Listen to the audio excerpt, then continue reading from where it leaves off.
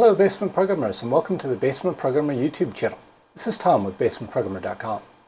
Now this is video part 2 on my IoT for the .NET Developer series. In my last video we covered how to get .NET 7 installed and running on a Raspberry Pi. We also covered how to get the Raspberry Pi set up so that you could use Visual Studio Code on your laptop or desktop and remotely edit code on the Pi. This is a great quality of life improvement over trying to connect via remote desktop or VNC. In this video, we're going to get the Raspberry Pi set up and connected to AWS's IoT Core service. Now, IoT stands for Internet of Things, so every device that gets connected into the platform is referred to as a thing. Once we get that device connected, we're going to create a sample application and send and receive messages back and forth to the IoT Core service. This video has a companion blog post over on the Basement Programmer blog, which contains all the commands, the screenshots, and the code changes that you need to make along the way. So it's a good idea to have that blog post open as you go through this video.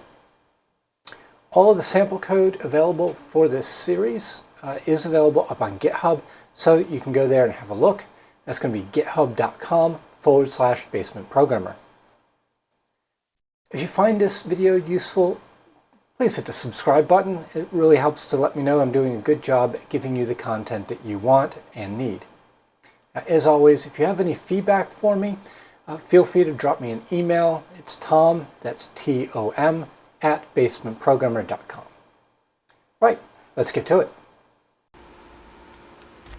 Okay, so in my last video we focused on getting our Raspberry Pi set up and running .NET 7, and as well as getting the system configured so that we could do remote code editing. So I want to be able to run Visual Studio Code on my desktop and connect into the Pi and edit that way.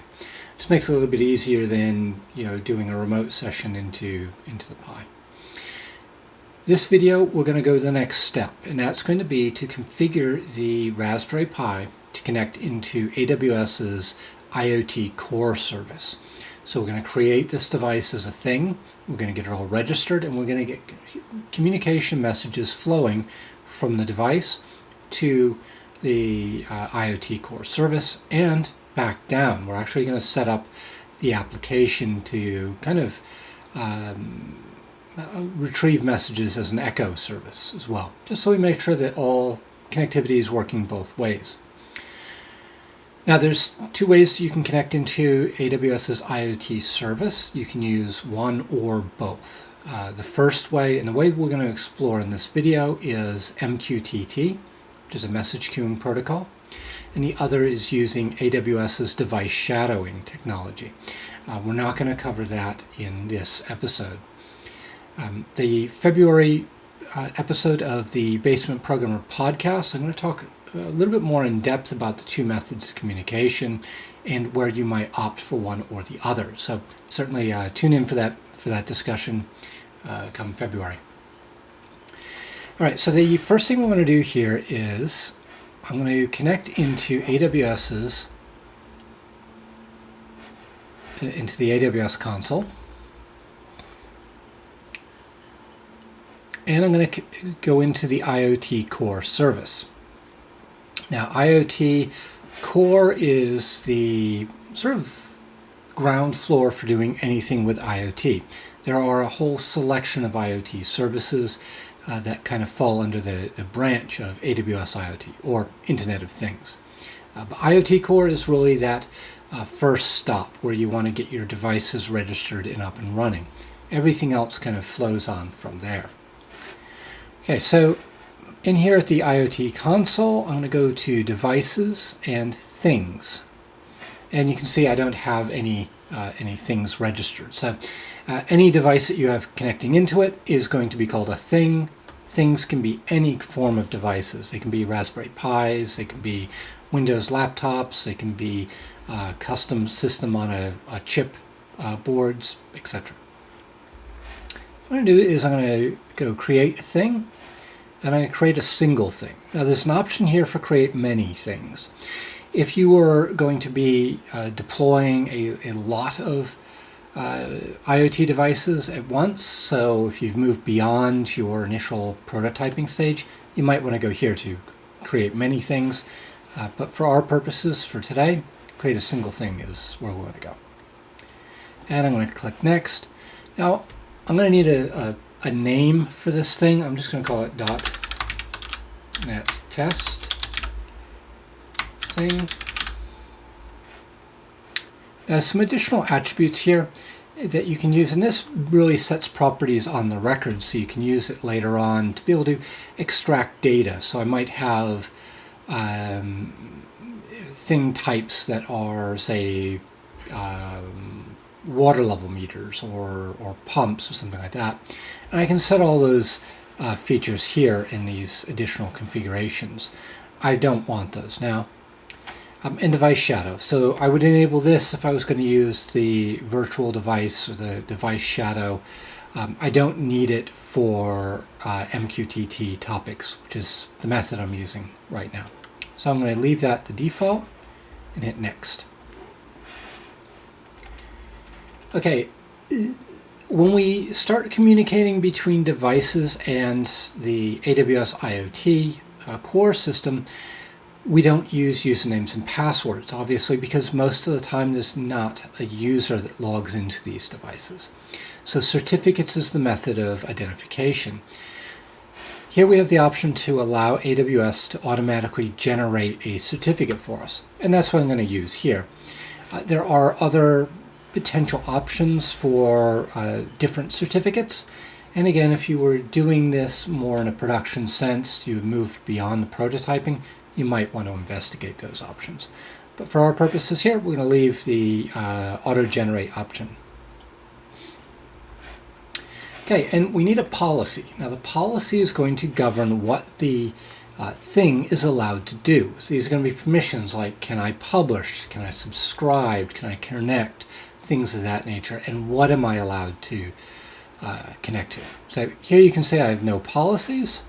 So I'm going to go create a policy.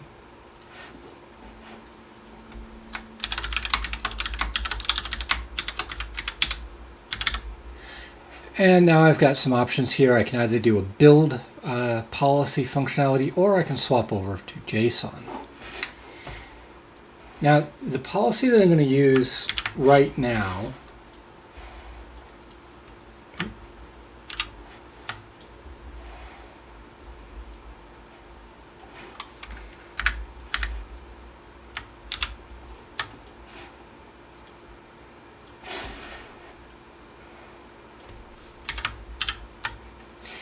Okay, I'm using a policy here that is simply I'll pretty much allow everything to everything.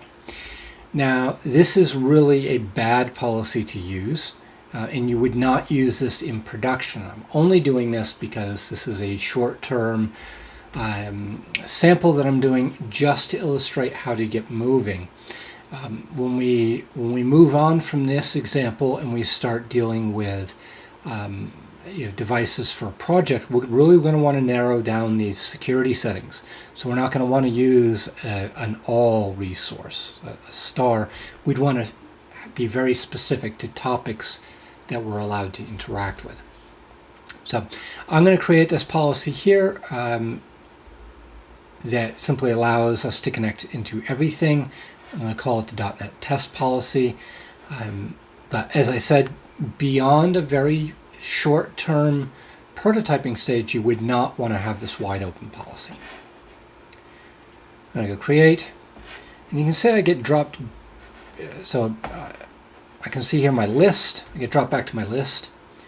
I can close that, and you can see here attached policies is now refreshed, and I can see my policy that I just created. If I couldn't see it, obviously we've got the refresh button there. So I'm just going to attach that, and I'm going to go create thing. Okay, now behind the scenes, AWS has done a bunch of work. It's created the thing and the thing registry. It's created some certificates. And now we're at this page here, download certificates and keys.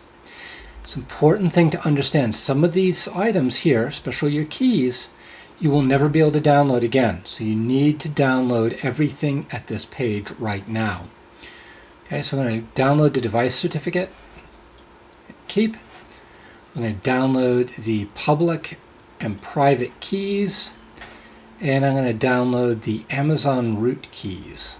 Okay, there's a root CA1 and a root CA3.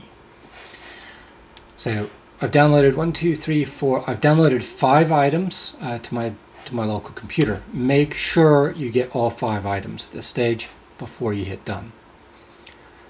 Okay, now I'll hit done. The next thing I want to do is set up my test code. Let's clear off those. I'm going to minimize this. I want to set up the test code on my Raspberry Pi.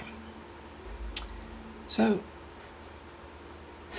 you can see here I'm starting up Visual Studio Code. The last thing I was involved with is my Raspberry Pi, so it's automatically trying to connect me in.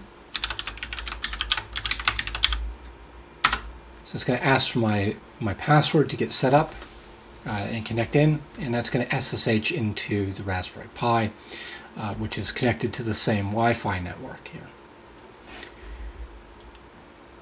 Okay, and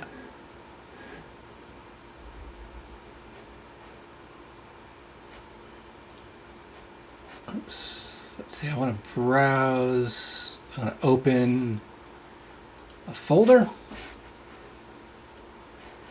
And I want to browse to /home/username documents source on my Raspberry Pi. That'll give me a starting folder that I like to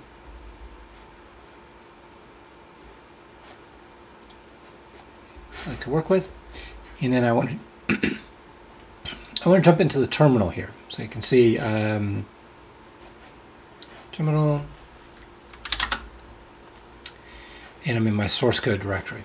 Now I have already created a sample application that we can use, mainly so you don't have to sit here and watch me type code into Visual Studio.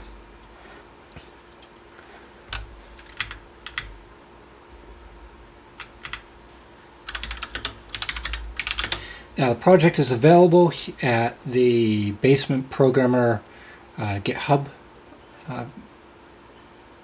And the project is called IoT Samples.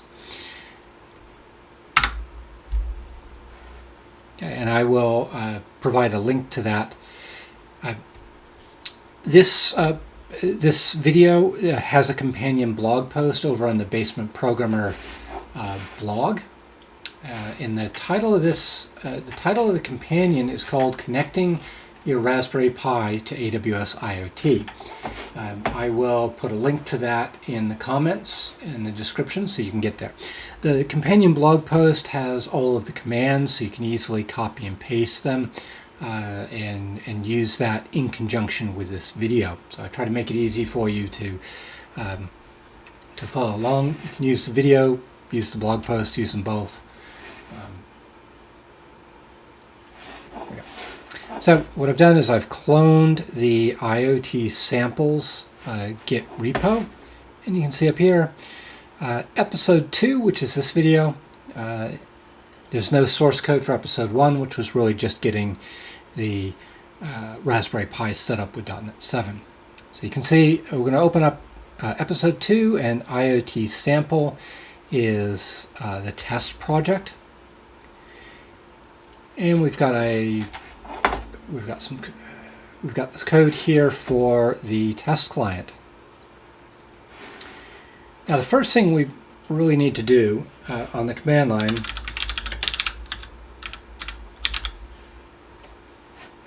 and it's going to pop up a message here which is really shortcutting what I was going to do at the command line.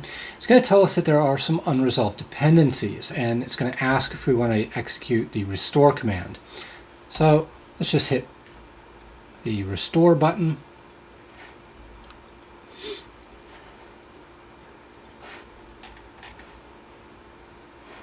And that's going to right away take care of this this issue here, the UTP UP library MQTT. This is the MQTT client that we're using to communicate with AWS IoT. And if we open up the sample projects, you can see here M2 MQTT.NET Core is the project package that we're using.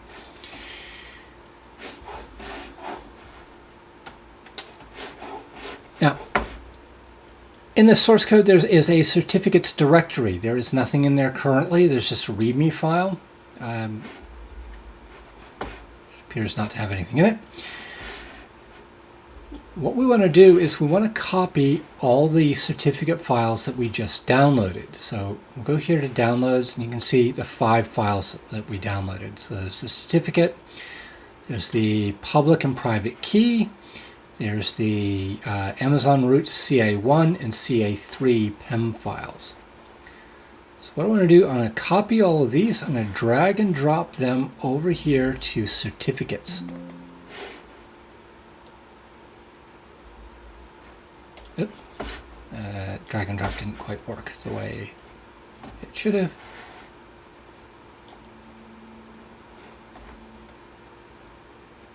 One, two, three, four, 5. Okay, so what that's done is Visual Studio Code's automatically handled the idea that we're dragging and dropping the files, and it's copied them down to my device. So if I go here,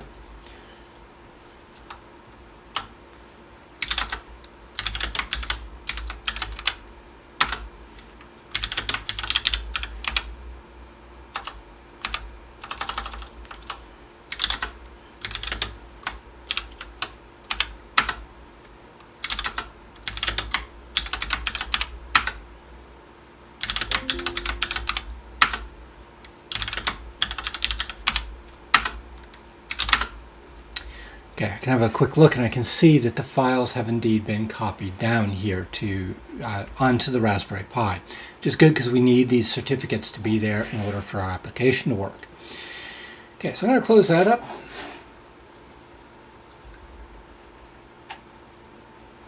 The next thing I need to do, I need to jump over here to my IoT samples CS proj file.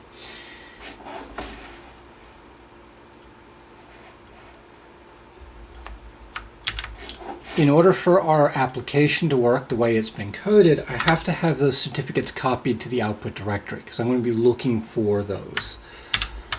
So I've got a little snippet of code here to add in. This is the configuration for an item group that's going to copy our certificates out to the output directory as part of the build process. Once again, this code is available on the companion blog post. What I need to do is I need to jump back to my downloads directory, and I just need to grab this string of characters. So all the auto-generated files, so your 2 key files and your certificate, all start with this random set of characters. And that identifies, that's going to be the same for all 3 of these, and it identifies the device. So what I want to do is copy that string of characters over and replace this ID field in the code I've had you copy over.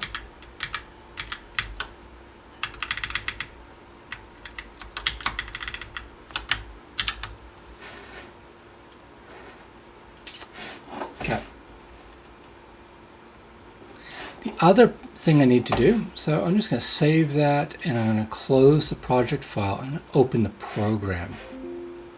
Next thing I want to do here is there's this line here that says thing name here. I need to replace that once again with that string of characters. Okay, because that thing name is going to be used to help find the certificates. Just makes it a little bit easier with the code, so you don't have to go and replace these commands all over the place. So let's have a quick look at what this code's going to do here. And we've got a bunch of directives here. Now, this IoT endpoint is designed to connect to US East 2. That's what we are doing with this test code. Okay. This is the endpoint to connect into the Ohio region. If this is the first time running through this code, this example, please just use this, especially if when you went in and set up your test thing, you did it in Ohio.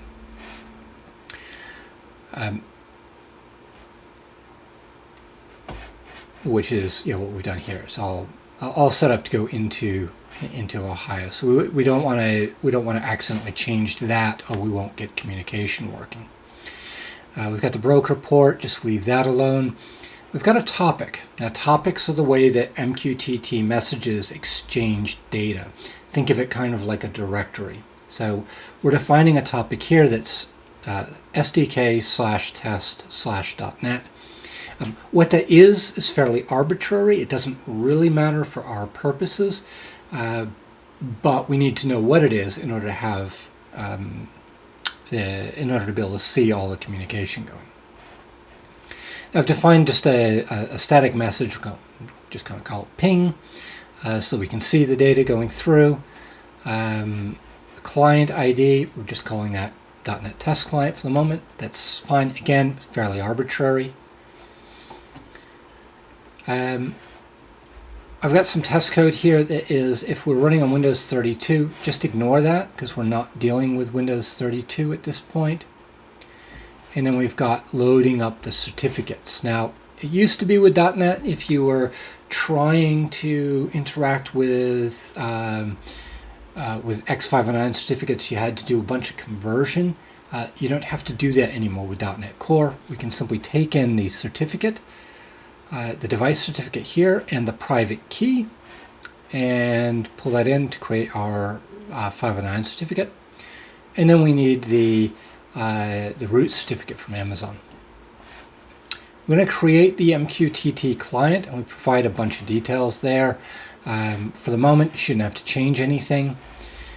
And then what we do is we set up two different events. One is published messages received. So this would be messages that are coming down to the device from IoT Core. And one is client connection closed. That's just going to handle if the connection gets forcibly closed on us for some reason. Now, let's just follow along here. The MQTT message published received. All this is going to do is handle the event that fires when the device receives a message, and it's going to write it out to the console. Fairly simple text. We receive the message, we format it as a string, and then do a console write line. You can see there the connection closed. We're really just reconnecting and subscribing to messages at that point. Nothing major there. So then what we're going to do is we're going to attempt to do a client connect, and then if that succeeds, we're going to subscribe to the topic. So the topic we defined up here, which is SDK/test.net. If all that's successful, we're going to come down here and we're going to jump into a loop where we're basically just publishing a message to the topic. To the topic, and the message with a just concatenating an integer value on there so we can see the messages going along. So yes, we are subscribing to the same topic we're publishing to. So what's going to happen is we're going to publish a message that's going to go up to IoT Core, and then it's going to come back down to our device. So we're going to see every time we publish a message, we're going to see that there's a full round-trip communication. You probably wouldn't do this in real life in a production scenario. You'd probably want to have topics that you're publishing to, probably for streaming data, and then you might have messages that or topics that you're subscribing to, maybe for command and control data. But for this video, for these purposes, the fact that we're publishing and subscribing on the same topic is fine. We're really just proving that set of that messaging path. And then we're going to sleep for 5 seconds and do the whole thing all over again. Okay, so what we can do, we're going to hit save, and if I haven't made any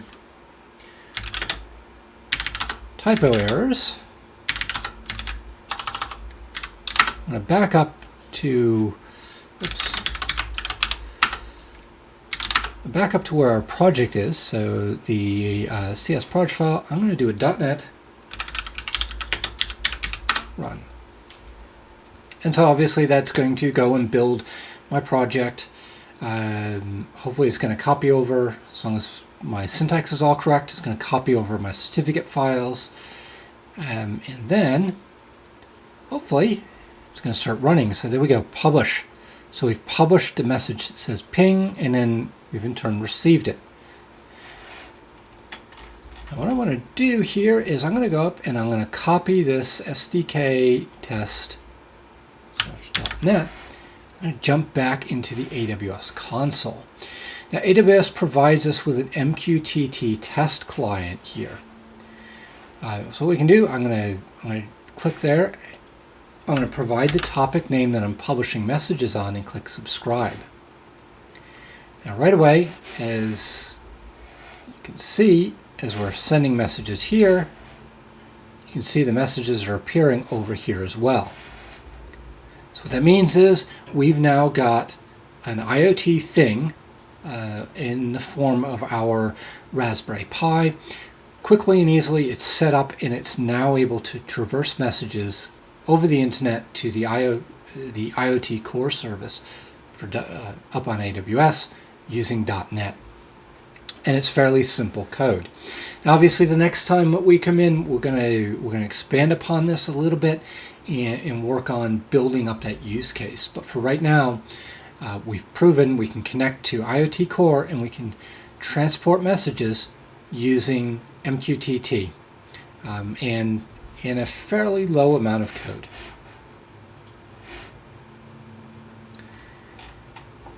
All right, I'm going to put up the location for the GitHub library at the end of this, just so that you can go and download that code and get started.